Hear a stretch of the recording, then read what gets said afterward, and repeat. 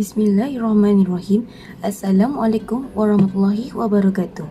Nama saya Nur Alina Biha binti Nizam dari kelas 3 Wangsa dan dari sekolah SMK Wangsa Maju Seksyen 2. Untuk Stars of Akhlak Islam tahun ni, saya nak bawa tajuk apa?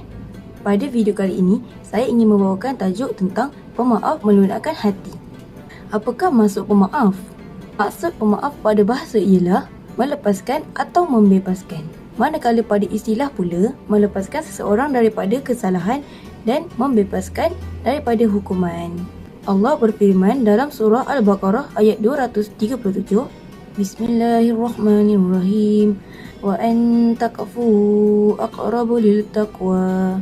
Yang bermaksud, dan perbuatan kamu yang memberi kemaafan itu lebih hampir kepada takwa. Sekarang, saya nak ceritakan pula tentang contoh sifat pemaaf Rasulullah yang kita boleh contohi. Okay, sekarang saya ceritakan dekat korang tentang dakwah Rasulullah dan sifat pemaafnya. Usaha dakwah Rasulullah SAW ke negeri Taif telah ditolak secara terang oleh pemimpin Qabiliyah Saqif yang menghuni kota Taif. Baginda telah dihina dan dilontar dengan batu sehingga berdarah dan luka teruk. Allah Subhanahu Wa Taala telah mengutuskan malaikat Jibril alaihi salam dan malaikat penjaga gunung untuk menimpakan gunung ke atas penduduk Taif. Lantas baginda menjawab, "Wahai Jibril, jangan lakukannya. Biarlah aku bersabar terhadap kaumku. Semoga Allah Subhanahu Wa Taala akan melahirkan daripada zuriat mereka orang-orang yang beriman kepada Allah Subhanahu Wa Taala." Baginda lantas mendoakan penduduk Taif, "Ya Allah, berilah petunjuk kepada kaumku. Sesungguhnya mereka tidak mengetahui." Rasulullah SAW sentiasa berlapang dada memaafkan kesalahan orang lain. Pengajaran daripada kisah tersebut, kita haruslah sentiasa berlapang dada untuk memaafkan orang lain. Sekarang, saya nak ceritakan pula tentang adab dan cara memohon dan memberi kemaafan. Kita mulakan dengan adab dan cara memohon kemaafan dulu. Yang pertama, bersegera memohon kemaafan atas kesalahan yang telah dilakukan. Yang kedua, bertemu muka dan bersalaman ketika hendak meminta maaf. Yang ketiga, mengakui kesalahan tanpa alasan agar permohonan maaf tersebut diterima dengan dada yang lapang. Yang keempat, mengulangkan hak atau barang yang diambil.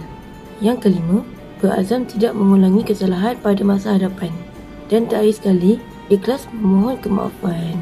Okey, next, saya nak ceritakan pula tentang adab dan cara memberi kemaafan.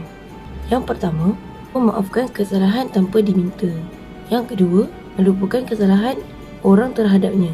Yang ketiga, doa memohon hidayah dan keampunan untuk orang yang melakukan kesalahan. Yang keempat, bersangka baik terhadap orang yang memohon kemaafan. Yang kelima, mengelakkan diri daripada bersifat dendam. Dan yang terakhir sekali, kita mestilah ikhlas untuk memberi kemaafan. Seterusnya, saya ingin menceritakan pula tentang hikmah sifat pemaaf. Hikmah ini terbagi kepada dua. Ada hikmah kepada individu dan juga ada hikmah kepada masyarakat. Hikmah kepada individu yang pertama, memberi ketenangan jiwa. Yang kedua, ialah disenangi oleh orang lain. Yang ketiga, mendapat rahmat dan keampunan dari Allah Subhanahu Wa Taala. Dan terakhir sekali, menzahirkan keunggulan peribadi Muslim. Hikmah kepada masyarakat pula yang pertama, hidup dalam suasana harmoni. Yang kedua, mengangkat imej umat Islam. Yang ketiga, mewujudkan sikap toleransi dalam kalangan masyarakat.